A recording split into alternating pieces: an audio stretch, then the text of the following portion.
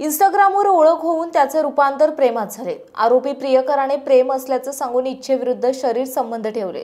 त्याने तिचे photo video काढले। यानंतर हेच फोटो व्हिडिओ व्हायरल करण्याची धमकी देऊन तरुणीला मित्रांसोबत संबंध ठेवण्यास भाग पाडल्याचा धक्कादायक प्रकार पर्वती पोलीस स्टेशनच्या हद्दीत घडलाय। 18 वर्षीय तरुणीने या प्रकरणी तक्रार दिली। त्यानुसार 2 तरुणांवर गुन्हा दाखल करण्यात आलाय। पोलिसांनी दिलेल्या माहितीनुसार पीडित तरुणी 17 वर्षे 6 महिन्याची असताना तिची ओळख एका आरोपी सोबत इंस्टाग्रामवर झाली होती।